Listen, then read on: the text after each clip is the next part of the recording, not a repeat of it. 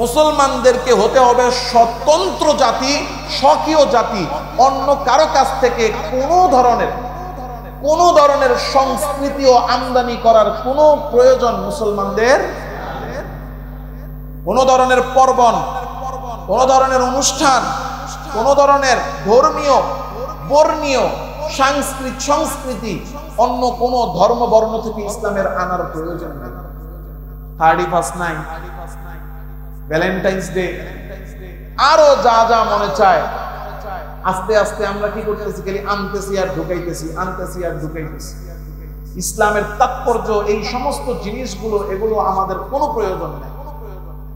অতএব অন্য ধর্মের প্রতি, অন্য বর্ণের প্রতি, অন্য মত এবং চিন্তার প্রতি, বিশ্বাসের প্রতি অতি বেশি উচ্ছ্বাস লালন করা, এটা ইসলামে হালাল না হারাম? স্পষ্ট হারাম। কারণ আল্লাহ তাআলা কোরআনে কারীমে বলে দিয়েছেন, ওয়ামান ইয়াবতাগি গায়রাল ইসলামি দীনা ফালান ইউকবালা মিনহু ওয়া হুয়া ফিল আখিরাতি মিনাল খাসিরিন।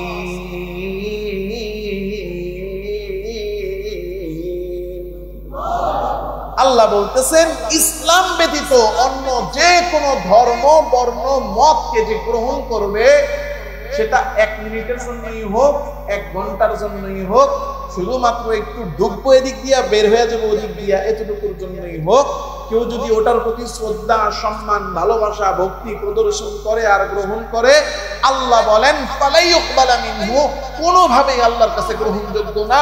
ইসলাম ব্যতীত আর অন্য কোনো কিছু আল্লাহর কাছে গ্রহণযোগ্য না। কোন ব্যক্তি গ্রহণ করে নেওয়া তার জন্য স্পষ্ট হারাম। সুতরাং অমুসলিমদের কোন অনুষ্ঠান তো দূরের কথা, অমুসলিমের সাথে আমাদের সম্পর্ক কেমন হবে সেই ব্যাপারেও ইসলাম আমাদেরকে নির্দেশনা দিয়েছেন, এবং ওই নির্দেশনা অনুযায়ী চলা, নির্দেশনার ব্যাপারে মনোযোগ দেওয়া আমাদের জন্য আবশ্যকীয় ফরজ। ইসলাম আমাদেরকে অমুসলিম এবং অধর্ম, অন্য ধর্ম, এগুলোর ব্যাপারে কি কি দিক নির্দেশনা দিয়েছেন সেগুলো আমাদেরকে জানতে হবে, বুঝতে হবে, মনোযোগ দিয়ে মানতে হবে। আমি আপনাদের সামনে এখানে বলছি 2টি কথা। 1 নাম্বার হলো অমুসলিমদের পর্ব এবং উৎসব। অমুসলিমদের পর্ব এবং উৎসব যা আছে সেগুলো থেকে প্রত্যেক মুসলমানকে দূরে থাকতে হবে। কাছেও যাওয়া যাবে, কাছেও যাওয়া যাবে, কাছেও যাওয়া যাবে না। পাশাপাশি ওই পর্ব উৎসবের প্রতি কোন রকম সম্মান, ভক্তি অন্তরে রাখা যাবে না, প্রদর্শন করা যাবে না, উপস্থিত হওয়া যাবে না। আর সম্মান, ভক্তি প্রদর্শন করা যাবে আমার নিজের বক্তব্য না, আল্লাহর বক্তব্য? বলেন কার বক্তব্য? যদি কারো আমার এই কথাগুলো, আমি কোরআনের আয়াত বলবো, বলার পরে যদি কারো মনে হয় হুজুরে অতিরিক্ত বলছে, অতিরঞ্জন বলতেছে, হুজুরে বেশি একটা ভালো না, তাহলে আমি আগের থেকেই বলে দিলাম, আপনারা কোরআন থেকে আয়াত উঠিয়ে দিবেন, এরপরে আমি আর বলবো না। আল্লাহর রাসূল সাল্লাল্লাহু আলাইহি ওয়াসাল্লামের একজন সাহাবী হযরত আব্দুল্লাহ ইবনে সালাম মদিনার সবচেয়ে বড় ইহুদি পণ্ডিত ছিলেন। নবীজি সাল্লাল্লাহু আলাইহি ওয়াসাল্লাম মক্কা থেকে যখন মদিনায় আসলেন, সর্বপ্রথম আল্লাহর রাসূলের চেহারা দেখে আল্লাহর রাসূলের কাছে দৌড়ায় আসছেন আব্দুল্লাহ ইবনে সালাম। আয়েশা নবীজির চেহারা দেখেই তিনি মন্তব্য করেছেন, লাইসা হাদা ওয়াজহুল কাযিব, মুহাম্মদের চেহারা দেখে বোঝা যাচ্ছে এটা কোনো মিথ্যাবাদীর চেহারা নয়। এসেই আল্লাহর রাসূলকে প্রশ্ন করতেছেন যে আজিবনি আন সালাস লা ইয়ালামুহুন্না ইল্লা নবী। মুহাম্মদ, আমি তোমাকে 3টা প্রশ্ন করব, 3 প্রশ্নের উত্তর দিতে পারলে বুঝবো তুমি সত্য নবী, কারণ এই প্রশ্নগুলোর উত্তর নবী ছাড়া কারো পক্ষে দেওয়া সম্ভব না। তো তিনি 3টা প্রশ্ন করেছেন। এগুলো আমার আলোচনার বিষয় না, আমি মূল পয়েন্টে যাওয়ার জন্য শুধু ওই আব্দুল্লাহ ইবনে সালামের পরিচয়টা দিচ্ছি আপনাদের। তো নবীজি সাল্লাল্লাহু আলাইহি ওয়াসাল্লাম এই 3 প্রশ্নের উত্তর আব্দুল্লাহ ইবনে সালামকে দিয়েছেন। এই 3 প্রশ্নের উত্তর পাওয়ার সাথে সাথে আব্দুল্লাহ ইবনে সালাম নবীজির হাত ধরে ঈমান এনেছেন। তা আব্দুল্লাহ ইবনে সালাম ছিলেন ইহুদিদের সবচেয়ে বড় পণ্ডিত। ইহুদি ধর্মের মধ্যে দুইটা নিয়ম ছিল। আমাদের মধ্যে মুসলমান ইসলাম ধর্মে সপ্তাহের মধ্যে সবচেয়ে দামি দিন কোনটা? ইয়াউমুল জুমআ, শুক্রবার না, বলেন জুমার দিন। কোন দিন? জুমার দিন। শুক্রের অর্থ কি আল্লাহ ভালো জানেন? শুক্রের কোনো অর্থ আছে? জুমার দিন। বলেন কি দিন? জুমার দিন। প্রচলন ঘটাবেন, শুক্রবার বাদ দিয়া জুমার দিন বলার প্রচলন ঘটাবেন। জুমাবার কি বার? এই বিয়া কবে রাখছেন? দাওয়াতটা কবে? হ্যাঁ, আপনার মেয়ের বিয়ে কবে? ওই ঘুরতে যাবেন যে কক্সবাজার, কবে? জুমাবার। আসসালামু আলাইকুম ওয়া রাহমাতুল্লাহি ওয়া বারাকাতুহু। সবাই কেমন আছেন?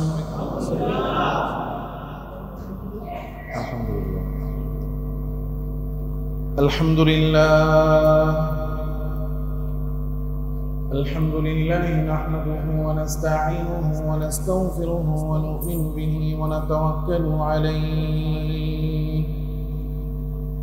ওয়া না'উযু বিল্লাহি মিন শুরুরি আনফুসিনা ওয়া মিন সাইয়্যাতি আ'মালিনা। من يهد الله فلا مضل له ومن يضلله فلا هادي له ونشهد أن لا إله إلا الله وحده لا شريك له ونشهد أن سيدنا وسندنا وحبيبنا وحبيب ربنا وطبيبنا وطبيب قلوبنا ومحبوبنا ومعشوقنا ومولانا محمدا عبده ورسوله الذي أرسله الله تعالى بالحق بشيرا ونذيرا وداعيا إلى الله بإذنه وسراجا منيرا. أما بعد فأعوذ بالله من الشيطان الرجيم. بسم الله الرحمن الرحيم. يا أيها الذين آمنوا ادخلوا في السلم كافة ولا تتبعوا خطوات الشيطان إنه لكم عدو مبين. اللهم صل على محمد وعلى آل محمد كما صليت على إبراهيم وعلى آل إبراهيم إنك حميد مجيد. اللهم بارك على محمد وعلى آل محمد كما باركت على إبراهيم وعلى آل إبراهيم إنك حميد مجيد. سبحانك لا علم لنا إلا ما علمتنا إنك أنت العليم الحكيم. سبحانك لا علم لنا إلا ما علمتنا إنك أنت العليم الحكيم. سبحانك لا علم لنا إلا ما علمتنا إنك أنت العليم الحكيم. صدق الله مولانا العظيم. بارك الله لنا ولكم في القرآن العظيم ونفعنا وإياكم بالآيات والذكر الحكيم. সমস্ত প্রশংসা একমাত্র আল্লাহ সুবহানাহু ওয়া তাআলার জন্য, যে মহিয়ান গরিয়ান সর্বশক্তিমান দয়ালু দাতা মেহেরবান রব্বুল আলামিন মাওলাল করিম আল্লাহ সুবহানাহু ওয়া তাআলা আমাকে আপনাকে আল্লাহ তাআলার হুকুম জুমার নামাজ আদায়ের জন্য আল্লাহর ঘর মসজিদে আল্লাহ তাআলার হায়াতের সময় কাজে লাগিয়ে আশার এবং দিনই কিছু কথা বলা ও শোনার জন্য বসার তৌফিক দিয়েছেন। এই জন্য আল্লাহ তাআলার কাছে কৃতজ্ঞ হয়ে কৃতজ্ঞতা আদায় করে কালিমাতুশ শুকর পাঠ করি, আওয়াজ করে জোরে সোরে বলি আলহামদুলিল্লাহ। ঈমান এটা আমাদের জীবনের স্কেল। ঈমানের ভিত্তিতে আমাদের জীবনের সব সিদ্ধান্ত নিতে হবে।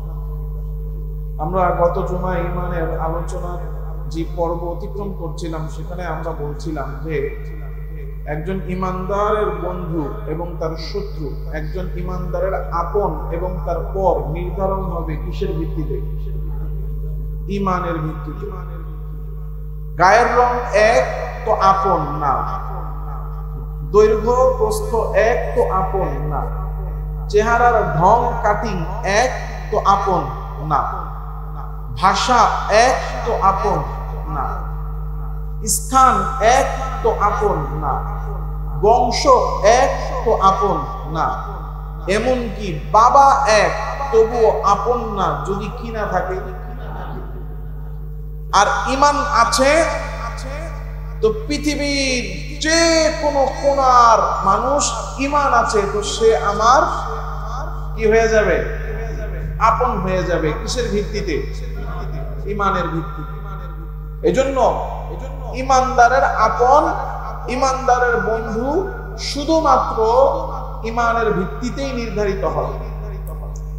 আর যাদের ঈমান নাই, যারা বেঈমান, তাদের সাথে আমাদেরকে দুনিয়াতে চলতে হবে, উঠতে হবে, বসতে হবে, ক্ষেত্র বিশেষ লেনদেন করতে হবে, কিন্তু তারা কখনো আল্লাহ তাআলা রব্বুল আলামিনের দৃষ্টিতে আমাদের আপনজন হবে না, আপনজন হতে পারবেও না। যদি আমাদের একেবারে নিকটাত্মীয় হয় তবুও আমাদের আপন না, কারণ তার কি নাই? ঈমান। এজন্য ঈমানের ভিত্তিতে বন্ধু নির্ধারণ হবে, ঈমানের ভিত্তিতে আমরা আমাদের পরকে আপনকে সেটা চিনব।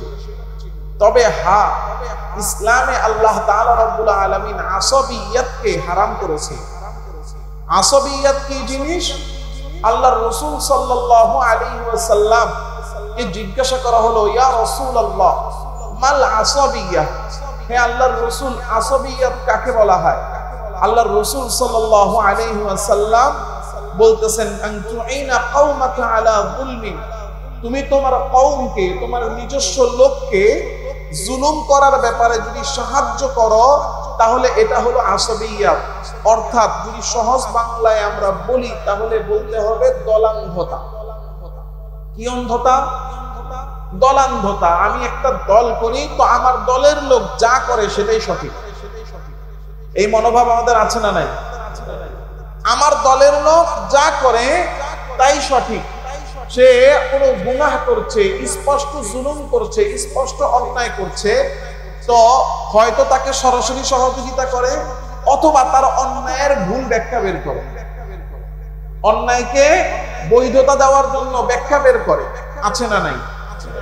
মানুষকে অন্যায়ভাবে গুলি করা হচ্ছে, সেখানে মানুষের উপর জুলুম করা হচ্ছে, এটা যে অন্যায় বলে না, কেন আমার দলের লোকেরা মারতেছে। এখন এটার পক্ষে সাফাই গায়, এটার পক্ষে বৈধতার জন্য কি করে? যুক্তি বের করে যে তারা রাস্তায় নামছে কেন, গুলি তো মারবেই। দলান্ধতা এমন জিনিস স্পষ্ট হারাম করছে। বক্তব্য দিয়েছে বক্তা, নেতা বক্তব্য দিয়েছে, যে বক্তব্য সুস্পষ্ট হারাম এবং সুস্পষ্ট শিরক। এমন বক্তব্য আমাদের দেশে আছে না নাই? স্পষ্ট শিরক। তুলনা করছে রোজার সাথে পূজাকে, তুলনা করছে রোজার সাথে, রোজা আর পূজা এটাকে তুলনা করছে। যখন কিনা বলা হলো যে এটা শিরক হয়েছে, ঈমান নষ্ট হওয়ার মতো বক্তব্য, তখন ব্যাখ্যা দাঁড় করায়। সবাই এটার পক্ষে কি করছি যে আমরা একটা না একটা যুক্তি দাঁড় করাচ্ছি। এটাকে বলা হয় আসবিয়াত, অর্থাৎ নিজের লোক, নিজের দল, নিজের পক্ষের লোক, সুতরাং তার ভুলকেও সমর্থন করা। এই যে আসবিয়াত, নিজ লোকের অন্যায়কে, নিজ লোকের জুলুমকে, নিজ দলের যেই সমস্ত অপকর্ম সেগুলোকে বৈধতা দেওয়ার যে অপচেষ্টা করা, নিজের লোকদের দোষকে দোষ মনে না করা, এটা হলো আসাবিয়া। আর এই আসাবিয়াতকে ইসলাম হালাল করেছে না হারাম করেছে? হারাম করেছে।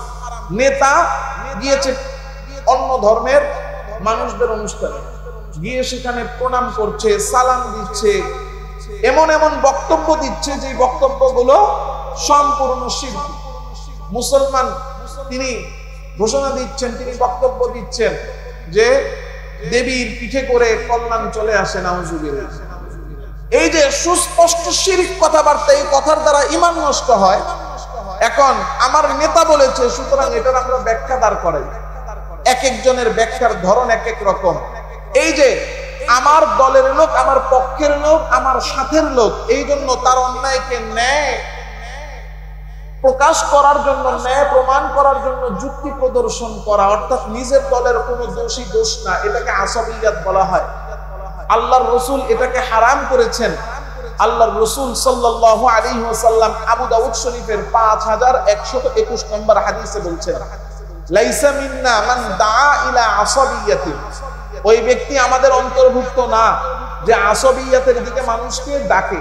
অর্থাৎ তুমি আমাদের দলে আসো, এখন দলে ঢুকে গেছো, দলে ঢুকার পরে বলতেছে যে আরে দলের মধ্যে তো এই কাজ হচ্ছে, আরে না না না না, দলের ব্যাপারে কোনো বক্তব্য দেওয়া যাবে না, দলের বিরুদ্ধে কোনো মন্তব্য করা যাবে না। অমুক পীর সাহেবের কাছে এসেছো, তো পীর সাহেবের দরবারে এসে দেখছে যে পীর সাহেব কোনো ভুল করছেন, শরীয়ত বিরোধী, ইসলাম বিরোধী কাজ করছেন, তো বলবে যে আরে পীর সাহেব তো ভুল করছেন, না না না, পীর সাহেবের ভুল ধরা যাবে না। এই যে আল্লাহর রাসূল বলেন, লাইসা মিন্না মান দাআ ইলা আসাবিয়াতিন, দলান্ধতার দিকে যারা ডাকে তারা আমাদের অন্তর্ভুক্ত নয়, অর্থাৎ মুসলমানের অন্তর্ভুক্ত নয়।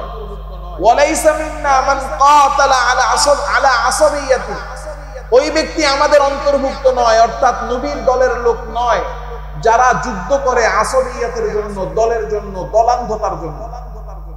এই যে গ্রামে গ্রামে লাইগা যায়, আছে না নাই? আমাদের দেশের বিভিন্ন অঞ্চল আছে না, যে বাজারে দুইজনের মধ্যে ঝগড়া লাগছে। আমাদের একটা ট্রেডিশন, সামাজিক, রাষ্ট্রীয় এবং আমাদের পূর্ব থেকেই বংশীয় একটা ট্রেডিশন থাকে যে এই বংশের লোকের একজনের সাথে শুধু লাগছে, অন্যায়ও সে করছে, কিন্তু পুরো গোষ্ঠী দৌড়ে যাবে। আছে না নাই? হ্যাঁ, বিচারে যায় বলতেছে যাই করছে করছে, ওই আমগুলো ওই যদি হাইরা জায়গা, ওর যদি বিচারে যদি ঠকে তাহলে আমগো ইজ্জত যাইব। সুতরাং লাগলে পিটাপিটি দুইটা মাথা ফাটাইছ, মাথা আরো 5টা ফাটানো, জিতটা এই দেব বিচারে। এই যে আল্লাহর রাসূল বলেন, লাইসা মিন্না মান কাতালা আলা আসাবিয়াতিন, যারা এই দলান্ধতার জন্য আমার দলের লোক, সুতরাং তারে জিতায় আনতে হবে, সে সঠিক, এটার জন্য মারামারি করে। আল্লাহর রাসূল বলেন তারা আমাদের অন্তর্ভুক্ত নয়।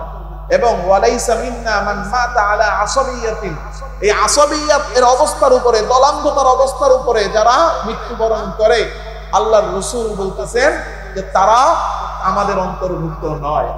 এজন্য প্রথমত পৃথিবীতে আমরা আমাদের পরিচয় নির্ধারণ করব ঈমানের ভিত্তিতে। ঈমানের ভিত্তিতে মুসলমানরা সব এক জাতি, আর বেঈমান যা আছে, আল্লাহর রাসূল বলেন আল কুফরু মিল্লাতুন ওয়াহিদা, বেঈমান যা আছে তারা এক জাতি। আমাদের আসাবিয়াত শুধু এতটুকুর মধ্যে, অর্থাৎ পার্থক্যটা শুধু এতটুকুর মধ্যে, কিন্তু আসাবিয়াত হালাল নয়।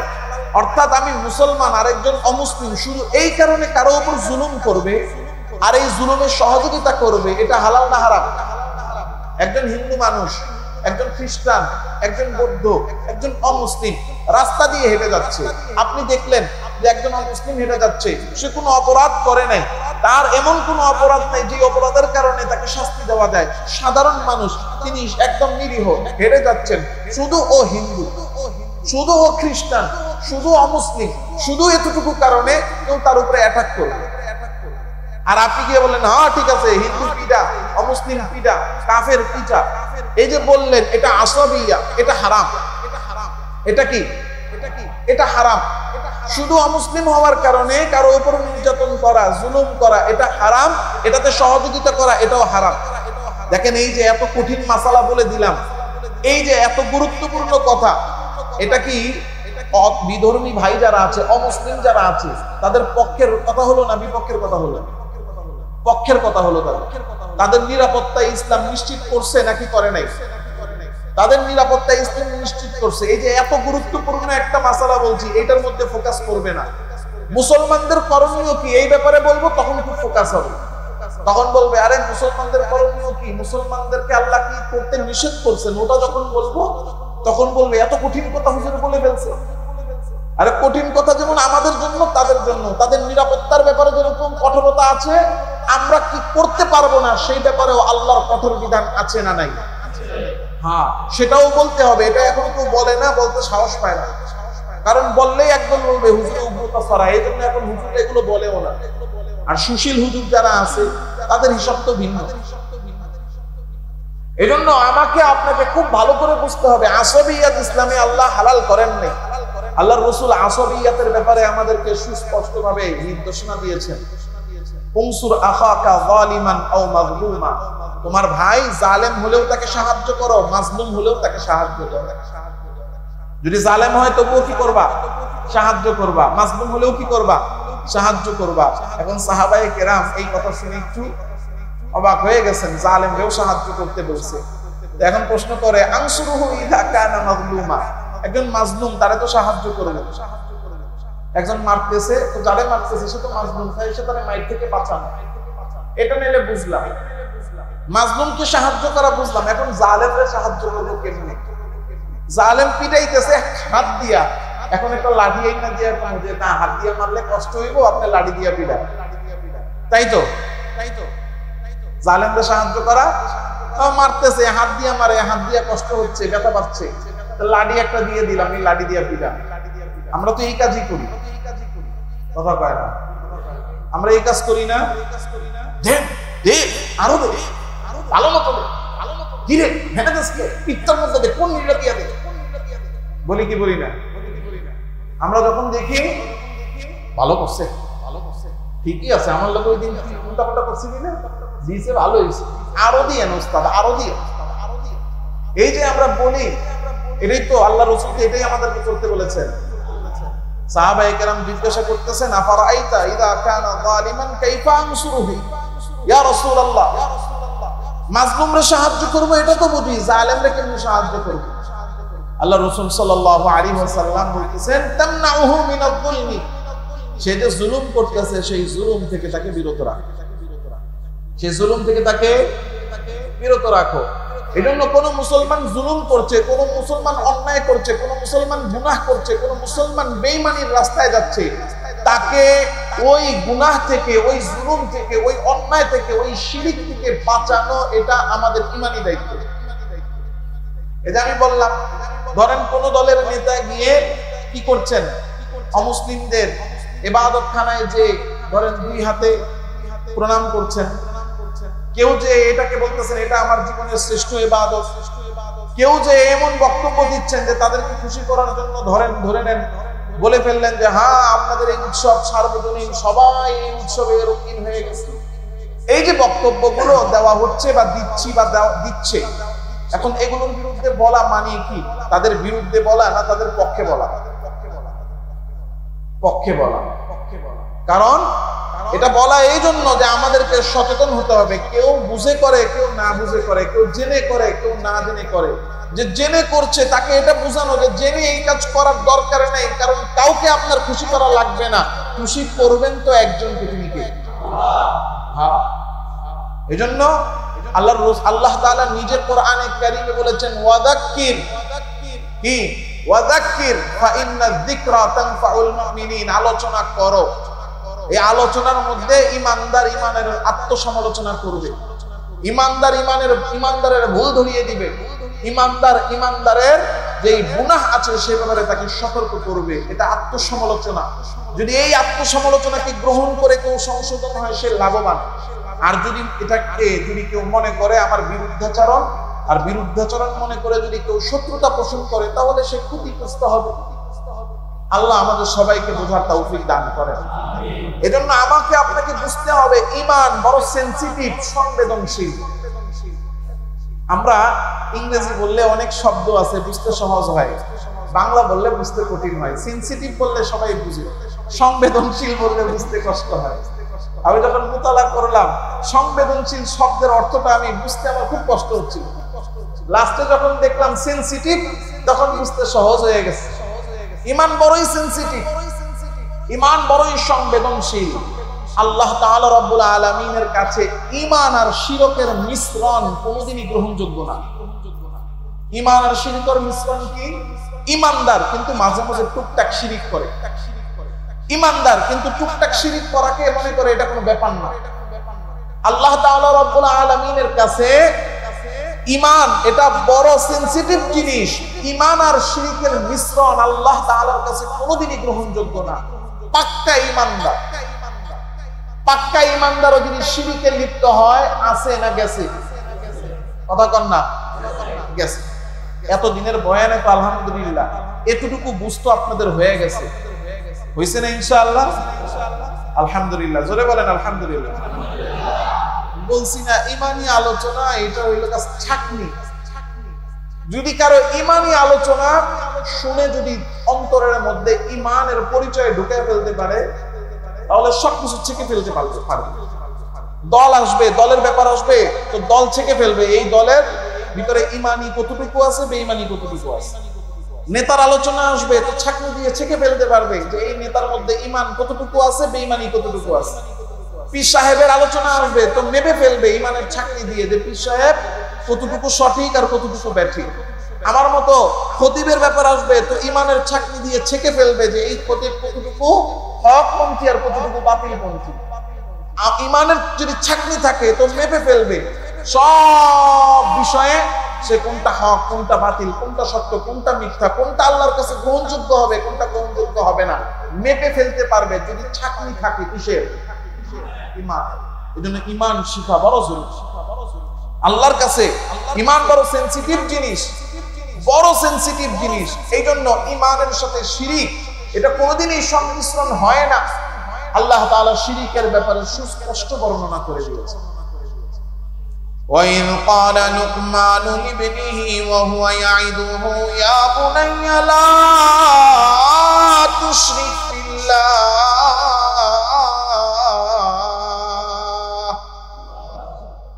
إِنَّ الشِّرْكَ لَظُلْمٌ عَظِيمٌ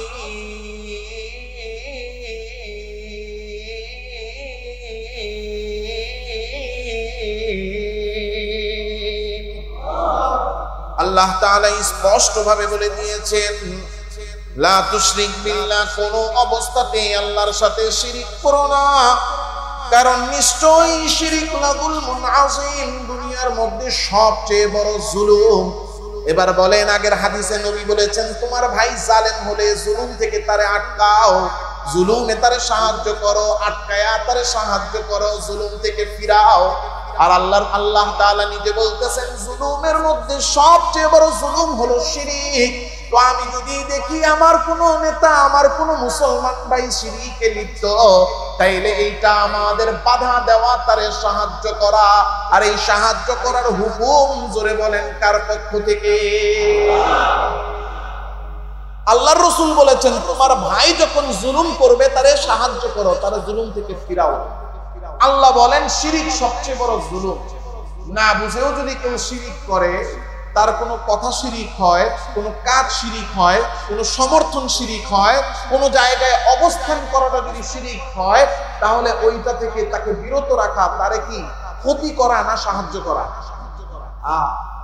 উপকারী চিনতে হবে, বন্ধু চিনতে হবে, বন্ধু চিনার স্কেল, বন্ধু চিনার উপায়, বন্ধু চিনার ছাকনি যেই জিনিস, সেই জিনিসের নাম কি? ঈমান। এজন্য ঈমানের সাথে শিরিক কোনো অবস্থাতেই মিশ্রণ করা যাবে না, কারণ ইসলাম এটা পূর্ণাঙ্গ দ্বীন। ঈমানের বিষয়টি এত নাজুক এবং সংবেদনশীল যে ইসলাম এটা কোনোভাবেই বরদাস্ত করে না যে মুসলিম উম্মাহের কোনো একজন ব্যক্তি মুসলমান হওয়ার পরেও অন্য কোন জাতি, অমুসলিম কোন জাতির সাথে মিশে যাবে, এটা ইসলাম কোনোভাবেই সমর্থন করে। মুসলমান জাতি সে মুসলিম কিন্তু মিশে যাচ্ছে অমুসলিমের সাথে, এটা ইসলাম কোনোভাবেই সমর্থন করে না। কারণ ইসলাম আল্লাহ তাআলার কাছে একমাত্র মনোনীত ধর্ম। ইসলাম ছাড়া অন্য কোনো কিছু আল্লাহর কাছে গ্রহণযোগ্য। আল্লাহ নিজে সাক্ষ্য দিচ্ছেন, শাহিদাল্লাহু আন্নাহু লা ইলাহা ইল্লাহু ওয়াল মালাইকাতু ওয়া উলুল ইলমি কাইমান বিল কিসত লা ইলাহা ইল্লা হুয়াল আজিজুল হাকীম।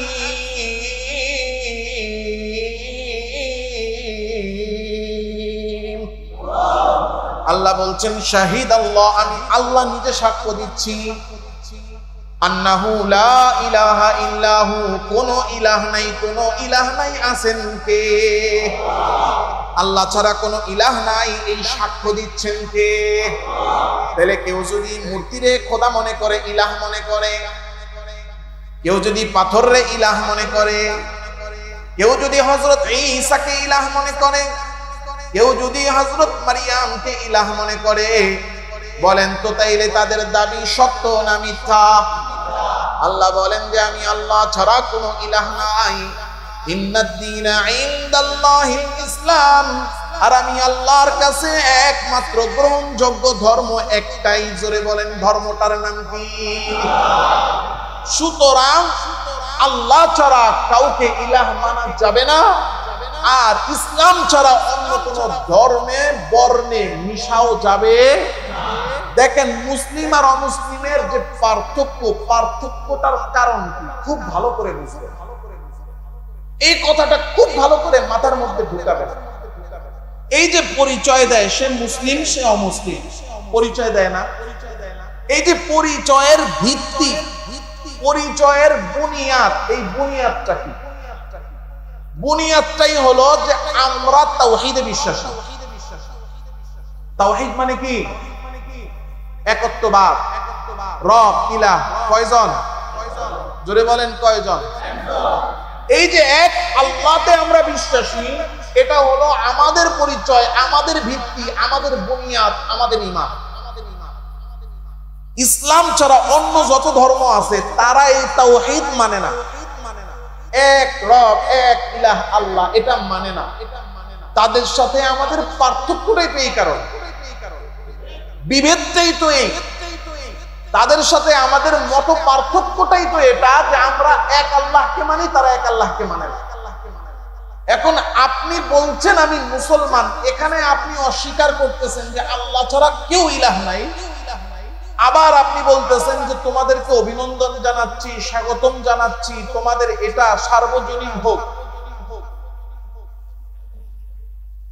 কথা কি বুঝতেছেন? আল্লাহ এটারে দিয়েছেন মুখ খাবার জন্য, সেই খাবার ময়লা হয়ে বের হওয়ার জন্য দিয়েছেন কি নিচে আরেকটা মুখ। এই যে এখন যদি কেউ বলে আমি উপরের মুখ দিয়ে খাবো না, নিচের মুখ দিয়ে খাবো আর উপর দিয়ে বের করবো, যত যুক্তি যত পদ্ধতি যত যাই করুক, সম্ভব? এটা বাস্তব হবে? সে যদি করেও, সে যদি এটা কোনোভাবে করেও ফেলে, তবুও এটা স্বাভাবিক না অস্বাভাবিক? অস্বাভাবিক। এটা কোনোদিনই নিয়ম হবে না। ঠিক আপনি স্বীকার করছেন যে আমি মুসলমান, এখানে আপনি অস্বীকার করছেন যে আল্লাহ ছাড়া লা ইলাহা, কোনো ইলাহ নাই ইল্লাল্লাহ, আল্লাহ ছাড়া। পরে আবার গিয়ে বলতেছেন যে হ্যাঁ আমি আর আপনি ভাই ভাই। আর পার্থক্যটাই তো এখানে আমাদের মধ্যে, হাদা ফিরাকু বাইনানা ওয়া বাইনাহুম ঈমানদার, বাইনাল মুমিন ওয়া গায়রি মুমিন, হাদা হুয়াল ফারকু। এটাই হলো পার্থক্য ঈমানদার আর বেঈমানের মধ্যে। তো যখন কিনা একজন মানুষ লা ইলাহা ইল্লাল্লাহ বলে, তখনই তো আল্লাহ তাআলা সবকিছুকে অস্বীকার করে। কথা কি বুঝতেছেন? তো অস্বীকার করে আবার যখন সেখানে যেয়ে বলতেছে স্বাগতম জানাচ্ছি, শুভেচ্ছা জানাচ্ছি, তোমরাও যা আমরাও তা, তাইলে তাদেরকে হয় নিজেদের মধ্যে ঢুকানো হচ্ছে অথবা নিজে তাদের মধ্যে ঢুকানো হচ্ছে। তাহলে আগে যেটা অস্বীকার করলাম সেটা কি এখন আর অস্বীকার রইল না স্বীকার হয়ে গেল? তাহলে ঈমান আছে না গেছে?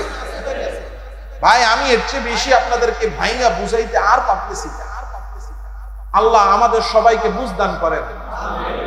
ওই যে বলছি আসবিয়া দলান্দতার একটা চশমা আমরা ইমানদাররা পরে রাখছি, নামে মুসলমান। তো এই জন্য আমি আমার নেতা যদি করে তাইলে যতটুকু করছে ততটুকু ঠিক, বুঝিবে ঠিক, এরপর ওইটারে যুক্তি দিয়া ঠিক বানায়।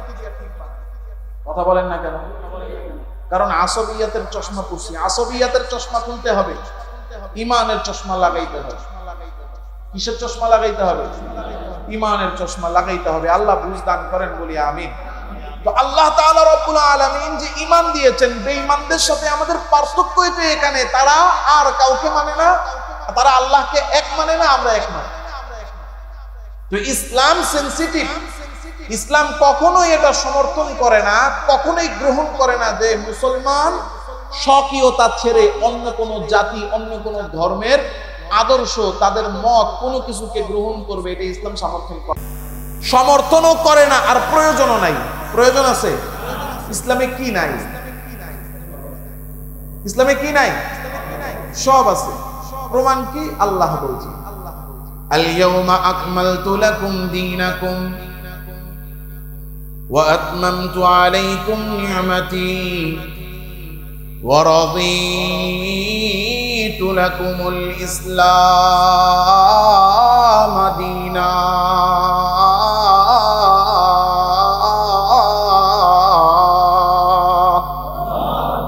আল্লাহ বলছেন, তোমাদের জন্য আমি আমার দ্বীনকে পরিপূর্ণ করেছি।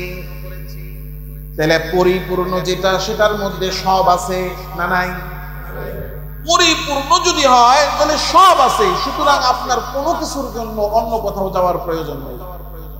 এজন্য ইসলামের তাৎপর্য এটা যে ইসলামের আলাদা পরিচয় আছে, ইসলামের আলাদা পরিচয় আছে। সুতরাং অন্য কারো কাছে, অন্য কোন ধর্মে, অন্য কোন বর্ণে, অন্য কোন মতে, অন্য কোন পথে যায় কোনো কিছু ইসলামের আনার দরকার হয় না।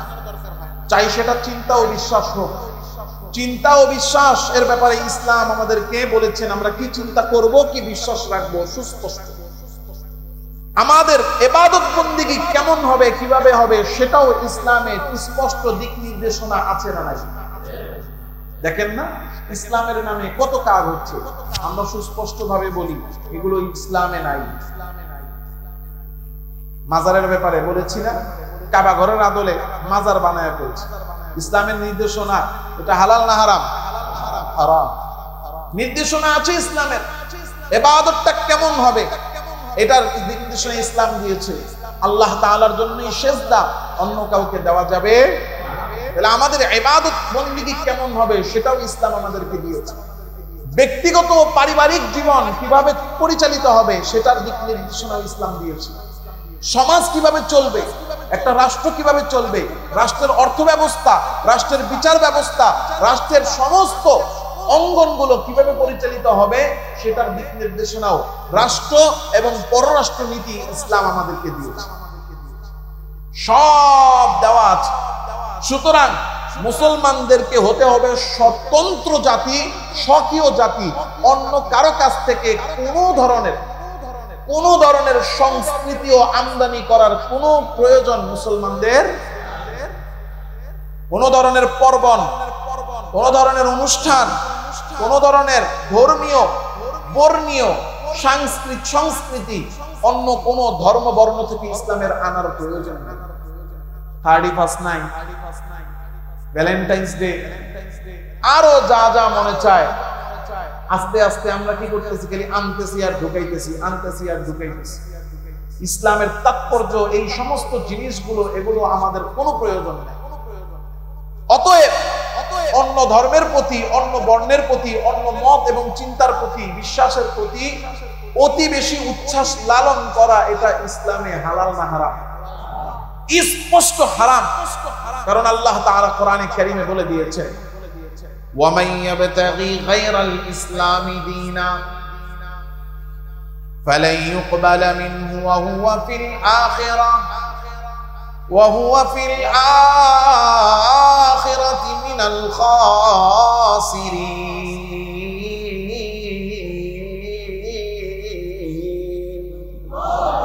আল্লাহ বলতেছেন, ইসলাম ব্যতীত অন্য যে কোনো ধর্ম, বর্ণ, মতকে যে গ্রহণ করবে, সেটা 1 মিনিটের জন্যই হোক, 1 ঘন্টার জন্যই হোক, শুধুমাত্র একটু ঢুকবো এদিক দিয়া, বের হয়ে যাবো ওদিক দিয়া, এতটুকুর জন্যই হোক, কেউ যদি ওটার প্রতি শ্রদ্ধা, সম্মান, ভালোবাসা, ভক্তি প্রদর্শন করে আর গ্রহণ করে, আল্লাহ বলেন ফালা ইউকবালা মিনহু, কোনোভাবেই আল্লাহর কাছে গ্রহণযোগ্য না। ইসলাম ব্যতীত আর অন্য কোনো কিছু আল্লাহর কাছে গ্রহণযোগ্য না। কোন ব্যক্তি গ্রহণ করে নেওয়া তার জন্য স্পষ্ট হারাম। সুতরাং অমুসলিমদের কোন অনুষ্ঠান তো দূরের কথা, অমুসলিমের সাথে আমাদের সম্পর্ক কেমন হবে সেই ব্যাপারেও ইসলাম আমাদেরকে নির্দেশনা দিয়েছেন, এবং ওই নির্দেশনা অনুযায়ী চলা, নির্দেশনার ব্যাপারে মনোযোগ দেওয়া আমাদের জন্য আবশ্যকীয় ফরজ। ইসলাম আমাদেরকে অমুসলিম এবং অধর্ম, অন্য ধর্ম, এগুলোর ব্যাপারে কি কি দিক নির্দেশনা দিয়েছেন সেগুলো আমাদেরকে জানতে হবে, বুঝতে হবে, মনোযোগ দিয়ে মানতে হবে। আমি আপনাদের সামনে এখানে বলছি দুইটি কথা। এক নাম্বার হলো অমুসলিমদের পর্ব এবং উৎসব। অমুসলিমদের পর্ব এবং উৎসব যা আছে সেগুলো থেকে প্রত্যেক মুসলমানকে দূরে থাকতে হবে। কাছেও যাওয়া যাবে, কাছেও যাওয়া যাবে, কাছেও যাওয়া যাবে না। পাশাপাশি ওই পর্ব উৎসবের প্রতি কোন রকম সম্মান ভক্তি অন্তরে রাখা যাবে না, প্রদর্শন করা যাবে না, উপস্থিত হওয়া যাবে না, আর সম্মান ভক্তি প্রদর্শন করা যাবে আমার নিজের বক্তব্য না আল্লাহর বক্তব্য? বলেন কার বক্তব্য? যদি কারো আমার এই কথাগুলো আমি কোরআনের আয়াত বলবো, বলার পরে যদি কারো মনে হয় হুজুরে অতিরিক্ত বলছে, অতিরঞ্জন বলতেছে, হুজুরে বেশি একটা ভালো না, তাহলে আমি আগের থেকেই বলে দিলাম আপনারা কোরআন থেকে আয়াত উঠিয়ে দিবেন, এরপরে আমি আর বলবো না। আল্লাহর রাসূল সাল্লাল্লাহু আলাইহি ওয়াসাল্লামের একজন সাহাবী হযরত আব্দুল্লাহ ইবনে সালাম মদিনার সবচেয়ে বড় ইহুদি পণ্ডিত ছিলেন। নবীজি সাল্লাল্লাহু আলাইহি ওয়াসাল্লাম মক্কা থেকে যখন মদিনায় আসলেন, সর্বপ্রথম আল্লাহর রাসূলের চেহারা দেখে আল্লাহর রাসূলের কাছে দৌড়ায় আসছেন আব্দুল্লাহ ইবনে সালাম। আয়েশা নবীজির চেহারা দেখেই তিনি মন্তব্য করেছেন, লাইসা হাদা ওয়াজহুল কাযিব, মুহাম্মদের চেহারা দেখে বোঝা যাচ্ছে এটা কোনো মিথ্যাবাদীর চেহারা নয়। এসেই আল্লাহর রাসূলকে প্রশ্ন করতেছেন যে আজিবনি আন সালাস লা ইয়ালামুহুন্না ইল্লা নবী। মুহাম্মদ, আমি তোমাকে তিনটা প্রশ্ন করব, তিন প্রশ্নের উত্তর দিতে পারলে বুঝবো তুমি সত্য নবী, কারণ এই প্রশ্নগুলোর উত্তর নবী ছাড়া কারো পক্ষে দেওয়া সম্ভব না। তো তিনি তিনটা প্রশ্ন করেছেন। এগুলো আমার আলোচনার বিষয় না, আমি মূল পয়েন্টে যাওয়ার জন্য শুধু ওই আব্দুল্লাহ ইবনে সালামের পরিচয়টা দিচ্ছি আপনাদের। তো নবীজি সাল্লাল্লাহু আলাইহি ওয়াসাল্লাম এই তিন প্রশ্নের উত্তর আব্দুল্লাহ ইবনে সালামকে দিয়েছেন। এই তিন প্রশ্নের উত্তর পাওয়ার সাথে সাথে আব্দুল্লাহ ইবনে সালাম নবীজির হাত ধরে ঈমান এনেছেন। তা আব্দুল্লাহ ইবনে সালাম ছিলেন ইহুদিদের সবচেয়ে বড় পণ্ডিত। ইহুদি ধর্মের মধ্যে দুইটা নিয়ম ছিল। আমাদের মধ্যে মুসলমান ইসলাম ধর্মে সপ্তাহের মধ্যে সবচেয়ে দামি দিন কোনটা? ইয়াউমুল জুমআ, শুক্রবার না, বলেন জুমার দিন। কোন দিন? জুমার দিন। শুক্রের অর্থ কি আল্লাহ ভালো জানেন? শুক্রের কোনো অর্থ আছে? জুমার দিন। বলেন কি দিন? জুমার দিন। প্রচলন ঘটাবেন, শুক্রবার বাদ দিয়া জুমার দিন বলার প্রচলন ঘটাবেন। জুমাবার কি বার? এই বিয়া কবে রাখছেন? দাওয়াতটা কবে? হ্যাঁ, আপনার মেয়ের বিয়ে কবে? ওই ঘুরতে যাবেন যে কক্সবাজার কবে? জুমাবার। প্রচলন ঘটাবেন জুমাবার। তো আমাদের ধর্মে সম্মানিত দিন হলো জুমাবার, আর হিন্দু ইহুদি ধর্মে সম্মানিত দিন ছিল শনিবার। কি বার? শনিবার। এটা হলো একটা। আরেকটা বিধান ছিল উটের গোশত, এটা খাওয়া ইহুদি ধর্মে হারাম ছিল। কি ছিল? হারাম ছিল। মুসলমানের জন্য হালাল না হারাম? হালাল। তো আব্দুল্লাহ ইবনে সালাম ইসলাম গ্রহণ করার পরেও উটের গোশত খাওয়া এটা যদিও হালাল, কিন্তু কেউ যদি না খায় তাহলে তো আর হারাম হবে না। আমরা উটের গোশত কয়জন খাইছি? পাই না, খামো পেতে। কথা বলে না। কোরবানি ঈদের সময় 2-4টা উট উঠায়, একেবারে বুড়া থুরা হয়ে গেছে এরকম উট উঠায়। আর দাম কি?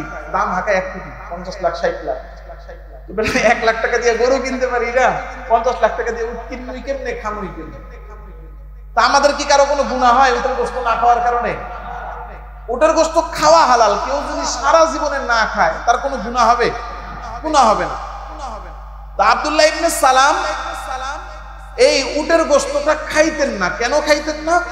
ওই যে আগে ইহুদি ধর্মে ছিলেন, না খাইতে খাইতে তার ভিতরে একটা অভক্তি, এই অভক্তির কারণে মুসলমান হওয়ার পরেও তিনি ওই অভক্তি থেকে এটা খাইতেন না। মানে ওনার মনে উনি হালাল মনে করতেন কিন্তু খাইতেন না। কেন? ওই যে ইহুদি ধর্মে হারাম, ওই হারামের মনোভাবটা তার মধ্যে রয়ে গেছে, অভক্তিটা রয়ে গেছে।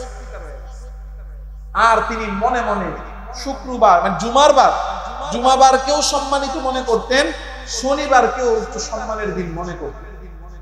এখন যদি কেউ শনিবারকে একটু এমনি ধরেন, অনেকেই আছে না যে কারো মা দেখা গেছে, কারো জন্ম হয়েছে রবিবার, কারো মা মারা গেছে মঙ্গলবার, বাবা মারা গেছে ধরেন বুধবার, তো যেই একটা বিশেষ একটা দিন, একটা সন্তান হয়েছে তার ধরেন বৃহস্পতিবার সন্তান হয়েছে, ওই দিনটারে সে একটু বিশেষ মনে করে, একটু ইবাদত করে, একটু মনে করেন কি করে, একটু দান সদকা করে, ধরেন ওইটাকে অতিরিক্ত মানে এটা ফজিলতের মনে করে না, কিন্তু তার ব্যক্তিগতভাবে এই দিনটাকে সে বিশেষ মনে করে।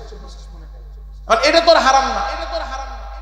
এই যে এখন তিনি যেটা করতেন আব্দুল্লাহ ইবনে সালাম, তিনি যেটা করতেন সেটা হলো তিনি মুসলমান হওয়ার পরে হালাল মনে করতেন, উটের গোশত খেতেন না। আর জুমাবারের সাথে সাথে শনিবার ওই ধর্ম অনুযায়ী একটু সম্মানী মনে করতেন।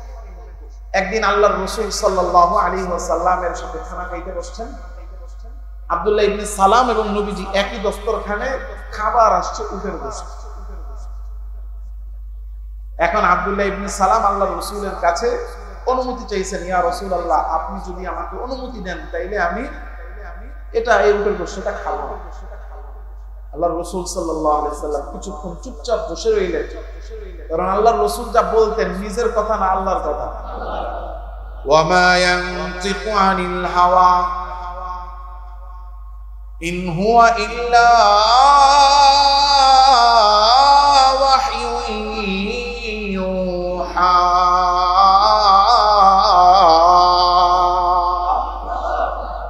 আল্লাহ রাসূল নিজের মনে কোনো কথা বলতেন না, নিজের মন থেকে নিজের ইচ্ছায় কিছু বলতেন না। যাই আল্লাহর রাসূল বলতেন সেটা কথা ওহীর মাধ্যমে আসতো। জোরে বলেন কার পক্ষ থেকে? নবীজি অপেক্ষা করতেছেন আল্লাহ কি দিক নির্দেশনা দেন এটার জন্য।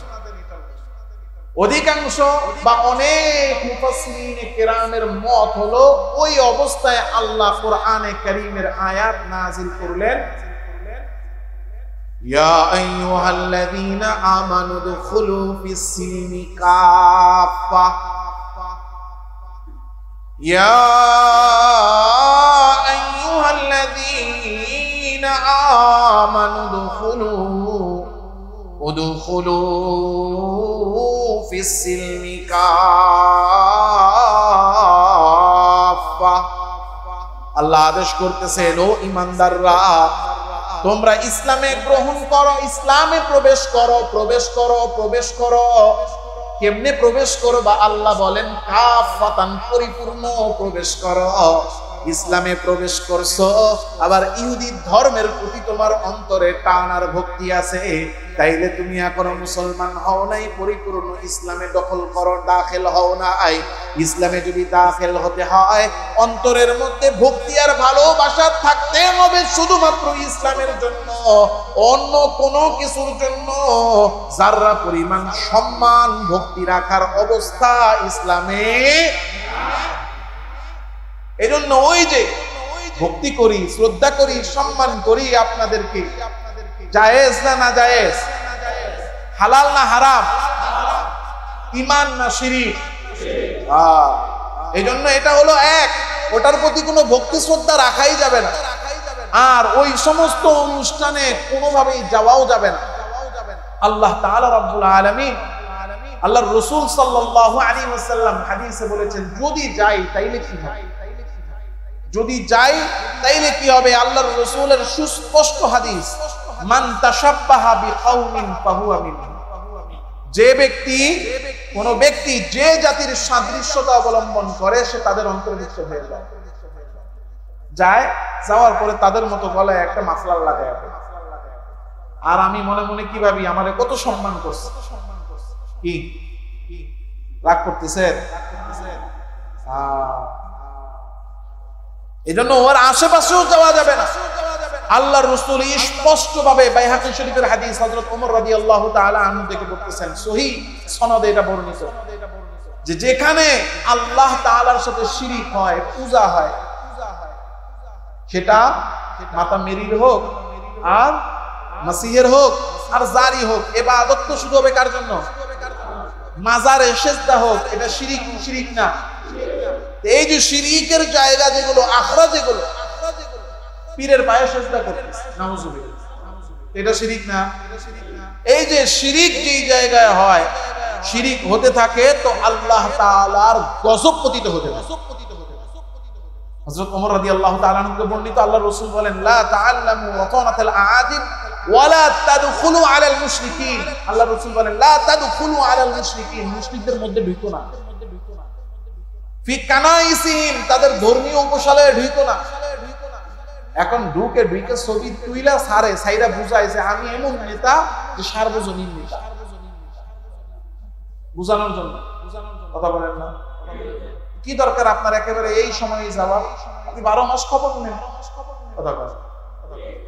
আপনি বাকি 11 মাস যান, তাদের ঘরে যান, তাদের এলাকায় যান, তাদেরকে ডাকে নিয়ে বসেন, যেহেতু তারা এই দেশের নাগরিক, তাদেরকে নিয়ে আপনাদের রাজনীতি করতে হবে, তাদেরকে সেবা আপনার করতে হবে। ইসলামের দিক নির্দেশনা আছে না? যেই দিক নির্দেশনা আছে সে অনুযায়ী করেন। আপনারা একেবারে ওটার ভিতরে ঢুকতে হবে কেন? আমি একজনকে বলতেছি না, সবাইকে বলতেছি, আমাকেও আমি বলতেছি, আমিও যদি কখনো যদি নেতা হই, আমিও যেন এই কাজ না করি, কারণ আমার নেতৃত্বের আগে আমার ইমাম। কথা বলেন। সারা পৃথিবীর বাদশাহী নাজাতের কি কোনো সার্টিফিকেট বলেন? কথা বলে না? সারা পৃথিবীর বাদশাহী নাজাতের সার্টিফিকেট? তাহলে নমরুদে জুতার বাড়ি খেয়ে মরতো না, কারণ সারা পৃথিবীর বাদশা ছিল। নাজাতের সার্টিফিকেট একটাই, সেটা হলো ঈমান। সেটা কি? ঈমান। বুঝতে হবে, গুরুত্ব দিতে হবে, আল্লাহকে সামনে রাখতে হবে, আল্লাহর ভয় সামনে রাখতে হবে। আল্লাহর ভয় না থাকলে ঈমান বহির্ভূত কাজ সম্ভব হয়, সহজ হয়। একজন বলছে আমি সবচেয়ে বেশি ভয় পাই আল্লাহকে। এর চেয়ে বেশি কিছু না? হ্যাঁ, এর চেয়ে বেশি কারে? যে আল্লাহরে ভয় পায় না তার। যে আল্লাহকে ভয় পায় না তাকে ভয় পাই, কারণ তার দ্বারা সব সম্ভব। আল্লাহ আমাদের সবাইকে বুঝদান করেন। এজন্য তাদের কোনো প্রকার অনুষ্ঠানে যাওয়া যাবে না, এটা সুস্পষ্ট বিধানকার। আল্লাহ তাআলা রাব্বুল আলামিন সূরাতুল ফুরকান 72 নম্বর আয়াত বলছেন, ওয়াল্লাযীনা লা ইয়াশহাদুনা যুর ওয়া ইযা মাররু বিল্লাগwi মাররু কিরামা। আল্লাহ তাআলা বলছেন যে মিথ্যা সাক্ষ্য দিবে না ঈমানদাররা, আর কখনো তারা ওয়াইদা মাররু বিল্লাগwi, রাস্তা দিয়ে হেঁটে যাচ্ছে, দেখতেছে পাশে লাগব হচ্ছে। এই লাগবের ব্যাখ্যা মুফাসসিরিনে কেরাম করেছেন, যেখানে আল্লাহ তাআলা ছাড়া অন্য কারো ইবাদত হয়, পূজা হয়, শিরিক হয়। তো মাররু কিরামা, যখন দেখে যে পাশে শিরিক হচ্ছে, আল্লাহর নাফরমানি হচ্ছে, তো সে দ্রুত সেই জায়গা থেকে অতিক্রম করে। এটা করতে হবে, এই হুকুম দিয়েছেন কে?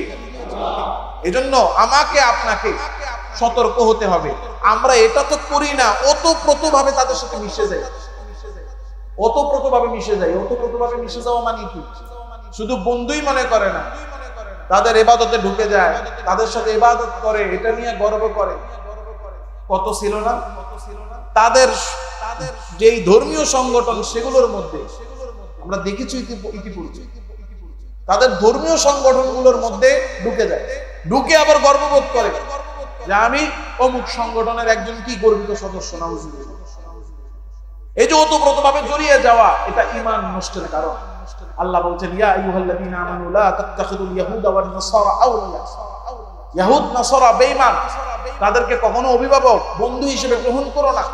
বাযুহুম আউলিয়াউ বাদ, তারা একে অপরের বন্ধু, তোমাকে বন্ধু মনে করে।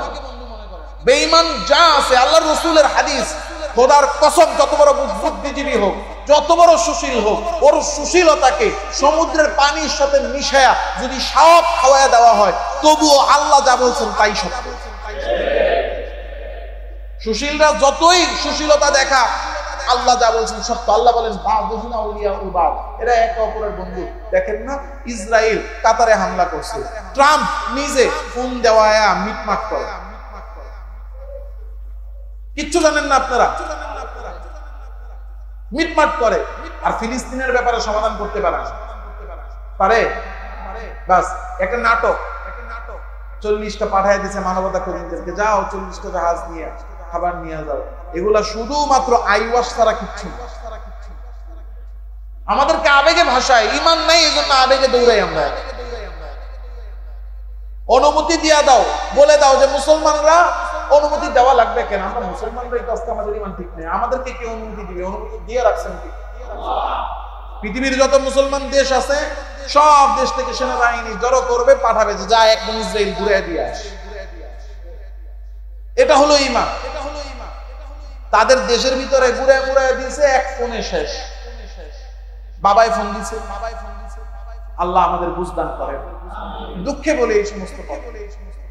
অমুসলিম, আল্লাহর রাসূল বলেছেন আল কুফরু মিল্লাতুন ওয়াহিদা, বেঈমান যা আছে সব এক, ইমানদাররা আলাদা। এরা ইমানদারদেরকে কখনোই বন্ধু মনে করে না। আল্লাহ নিজে বলছেন লান তারদা আনকাল ইয়াহুদ ওয়ালান নাসারা হাত্তা তাত্তাবি'a মিল্লাতাহুম। আরে আমি তো সব বলতে পারি না। আল্লাহ তাআলা রাব্বুল আলামিন কোরআনে কারীমে যা বলেন শতভাগ সত্য বলেন, প্রমাণ বাস্তবধর্মী বলেন। আপনি মিলান, এই যে বাস্তব বর্তমানের সাথে আল্লাহর এই আয়াতকে মিলান। কোরআনে কারীমের সূরাতুল বাকারা আল্লাহ বলেন লান তারদা আনকাল ইয়াহুদ ওয়ালান নাসারা, যে তোমার উপরে বিধর্মীরা কখনো সন্তুষ্ট হবে না, হাত্তা তাত্তাবি'a মিল্লাতাহুম, যতক্ষণ না তুমি তাদের অনুসরণ করবা, তাদের মতো হবা, তাদের অন্তর্ভুক্ত হবা, ততক্ষণ পর্যন্ত তারা কি হবে না? সন্তুষ্ট হবে। এখন তাদেরকে সন্তুষ্ট করার জন্যই মুসলমান গিয়া তাদের ধর্মীয় অনুষ্ঠানে গিয়া তাদের মতো কথা বলছে, তাদের মতো কাজ করছে। কথা বলেন না? যদি তারা আপনাকে আপন মনে করে, তাইলে নাগরিক সুবিধা এটা দেওয়ার সাথে সাথেই তারা আপনাকে আপন মনে করবে। তাদেরকে খুশি করার জন্য তাদের রূপ আপনাকে ধারণ করতে হবে। আমি তো যে কয়েকদিন আগেও বলছি, ঢাকা বিশ্ববিদ্যালয়ের ডাকসু নির্বাচনে আমি একটু এই কথাটা একটু রাজনৈতিক ভঙ্গিতে চলে গেল বোঝানোর জন্য বলি। ধরে নিলাম যেই দল ডাকসুতে জিতেছে, যারা জিতেছে তারা এই ঢাকা বিশ্ববিদ্যালয়ের ইতিহাসে তারা সবচেয়ে ভালো সেবা করেছে, সবাইকে সন্তুষ্ট করেছে, এই জন্য তারা জিতেছে। ধরে নিলাম, আমার কথাটা বুঝবেন। এখন এই যে পুরো ঢাকা বিশ্ববিদ্যালয়ের অন্য সমস্ত সাধারণ ছাত্ররা মনে করতেছে যে এরা ভালো, কথা কি বুঝতেছেন? এরা ভালো, এদেরকে ভালো মনে করে অন্যান্য ছাত্ররা ভোট দিয়ে নির্বাচিত করবে। কিন্তু জগন্নাথ হলের মধ্যে তারা ভোট পাইছে মাত্র 10। কথা বলেন না কেন? তারা ভোট পাইছে কয়টা? এই 10 ভোটের ঘোষণা যখন হইল যে 10 ভোট পাইছে, তখন আবার আরেকজনে কয় এই 10টা কেডা খুঁজা বের করে। কি বুঝেন? কিছু বুঝেন? আল্লাহ তাআলার কথা, আল্লাহ যেটা বলেছেন সেটার যে মর্ম, এটা কি বোঝা যায়? আমাদের অন্তরে ঢুকে? আল্লাহ বলছেন হাত্তা তাত্তাবি'a মিল্লাতাহুম, যে তুমি কখনো তাদেরকে সন্তুষ্ট করতে পারবা না যদি তাদের ভিতরে ঢুকে না যায়। এখন সিদ্ধান্ত আপনার হাতে। আপনি কি গিয়া ওখানে পূজা আর রোজারে এক বানাবেন, নাকি পূজাও আলাদা রোজাও আলাদা এই মতের উপরে থাকবে? খোদার কসম, যদি পূজা আর রোজারে এক বানান তো আপনার রোজাও গেছে, পূজাও গেছে। রোজার উপরে থাকেন, পূজাওয়ালারা আপনার পিছনে দৌড়াবে, আল্লাহ তাদেরকে আপনার অনুগত বানায়া দিবে ইনশাআল্লাহ। আল্লাহ আমাদেরকে বুঝদান করেন, আমরা বুঝি না। তো যাই হোক, এই আল্লাহ তাআলা রাব্বুল আলামিন এখানে 2টা বললাম, আরো 2টা আছে। এটা হলো সামগ্রিকভাবে তাদের ধর্মের প্রতি কোনো শ্রদ্ধা অন্তরে রাখা যাবে না, সম্মান ভক্তি রাখা যাবে না, জানানো যাবে না। তাদের এই সমস্ত অনুষ্ঠানে অংশগ্রহণ করা যাবে না। এবার আসেন সাধারণ অমুসলিম যারা, সে যদি আত্মীয় স্বজন হয়, বন্ধু বান্ধব হয়, প্রতিবেশী হয়, ভাই কি কোনো সমস্যা? কথা বলে কি? জায়গা নিয়ে নাকি? জায়গা নিয়ে ঠেলাঠেলি করে স্থির হয়ে বসে। বিশেষ করতেছি সাধারণ যদি কোনো অমুসলিম আপনার আত্মীয় স্বজন হয়, বন্ধু বান্ধব হয়, পাড়া প্রতিবেশী হয়, তাদের সাথে সদাচরণ করা, এটা ইসলামে বৈধ। শুধু বৈধ না, বরং নিজের ঈমান আকীদা, নিজের স্বাতন্ত্র, নিজের স্বকীয়তা বজায় রেখে তাদের সাথে উত্তম আচরণ করা, এটা শরীয়তের আদেশ। শুধু তাই না, বরং তাদের সাথে সুসম্পর্ক রাখার জন্য, অর্থাৎ তারা যেন ইসলামের দিকে আসে এবং এই তাদের সাথে আন্তরিকতা তৈরির জন্য ইসলাম তাদেরকে দান সদকা করার আদেশও ইসলাম দেয়। বুঝতেছেন কথা? আমরা এতক্ষণ যেটা বললাম এর মানে এই না তাদের সাথে খারাপ আচরণ করা। আমি আমার নিজেকে বিরত রাখা, আমি আমার নিজেকে কি করা, ওই কাজ থেকে ওগুলোর সাথে আল্লাহর নাফরমানি শিরকের থেকে নিজেকে বিরত রাখা, ওইটার প্রতি শ্রদ্ধা না রাখা।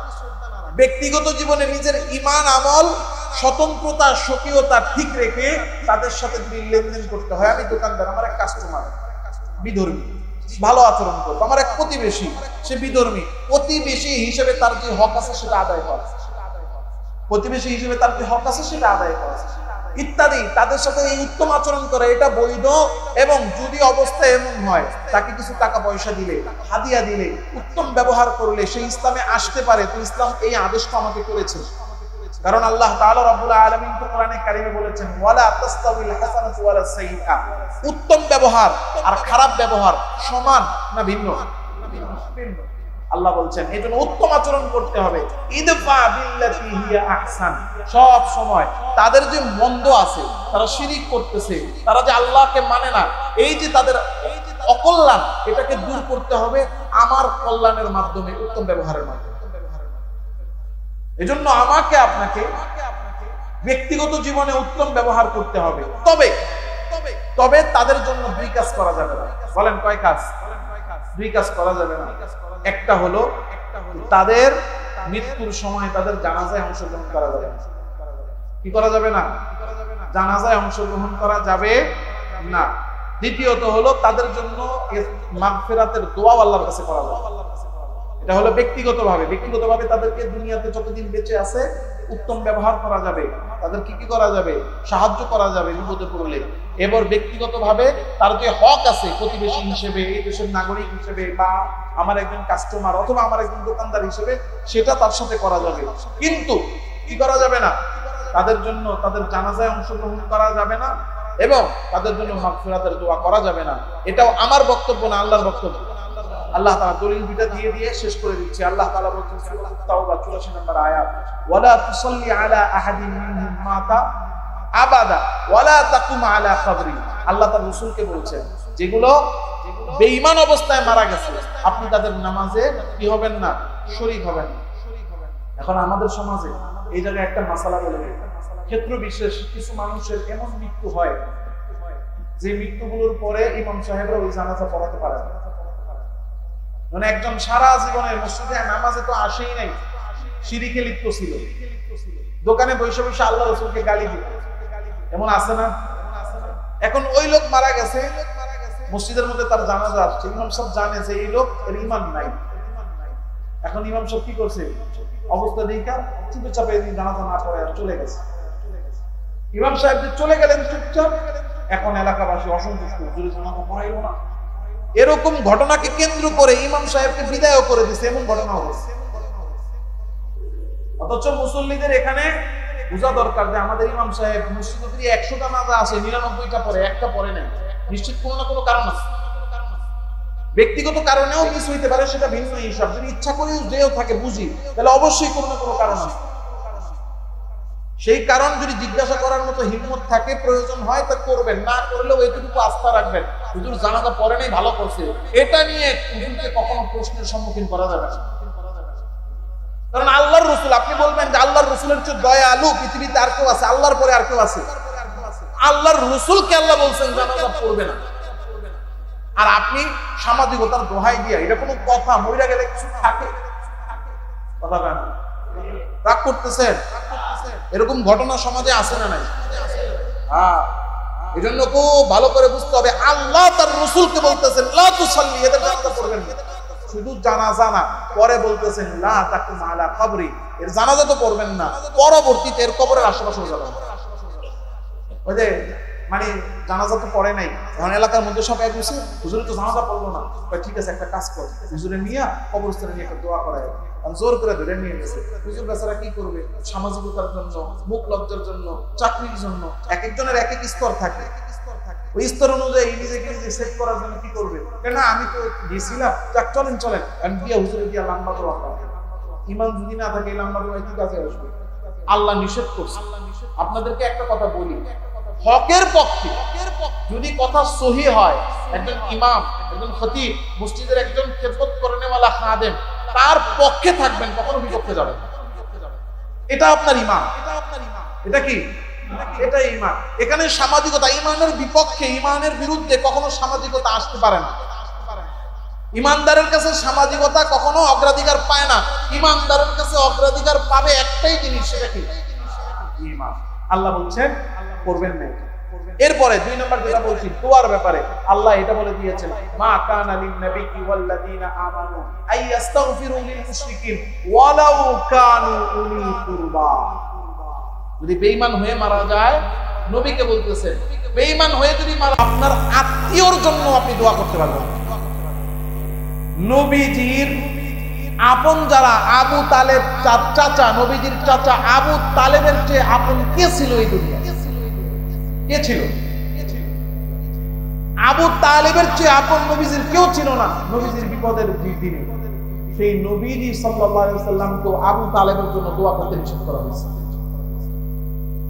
এজন্য ঈমান আর কুফরের সংঘাত এটা এই কারণেই যে ঈমানদাররা আল্লাহকে এক মানে আর বেঈমানরা আল্লাহকে এক মানে না। আমাদের সাথে তাদের হাগা ফিরাকু বাইনানা ওয়া বাইনাহুম, আমাদের সাথে তাদের পার্থক্যই এখানে। আমরা এক রবকে মানি, তারা এক রবকে মানে না। এই জায়গায় তো তাদের সাথে আমাদের ডিভাইড হয়ে গেছে। পরে অন্য কোনো মাধ্যমে, কোনো কিছু দিয়া, কোনো সুতা দিয়া আর আমাদেরকে বন্ধন দেওয়া সম্ভব না। কথা কি বুঝতেছেন? আল্লাহ আমাদের সবাইকে বুঝদান করেন। এজন্য আল্লাহ তাআলা রাব্বুল আলামিনের কাছে ঈমান ও শিরকের মিশ্রণ গ্রহণযোগ্য নাকি না? না। বুঝতেছেন তো কথা? আমি প্রতি সপ্তাহে বলে যাই যে আপনাদের দিলে কতটুকু ঢুকে, অন্তরে কতটুকু বসে থাকে, আপনাদের বুঝে কতটুকু উন্নত হয় আল্লাহ ভালো জানেন। খোদার কসম, কেউ আমার দুশমন না, কেউ আমার বন্ধুও না। বন্ধু দুশমন যেটা মনে করেন ঈমানের ভিত্তিতে। ঈমান আমাদের শুদ্ধ হয়ে গেলে এখন মারামারি পারাপারি যাই করি সমস্যা নাই। ঈমান নিয়ে মরলে একদিন না একদিন জান্নাতে যেতে পারে। আর ঈমান যদি না থাকে তো সব সফলতা পায়ের নিচে থাকলেও কোথায় কোথায়? আল্লাহ আমাদেরকে ঈমান বুঝার তৌফিক দান করেন। আল্লাহ আমাদেরকে যে আলোচনা করতেছি, আমাকে সবার আগে এটার হাকিকত অন্তরে ঢুকানোর, আপনাদের সবাইকে ঈমানের হাকিকত বোঝার তৌফিক দান করেন।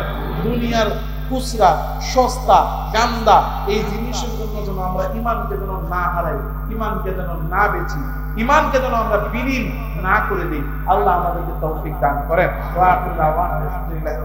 Presents by Kuakata media centre. হক্কানি আলেমদের নিত্য নতুন ভিডিও পেতে আমাদের চ্যানেলটি সাবস্ক্রাইব করুন। কুয়াকাটা মিডিয়া সেন্টার, ইসলামিক বিনোদনের বিশ্বস্ত সঙ্গী।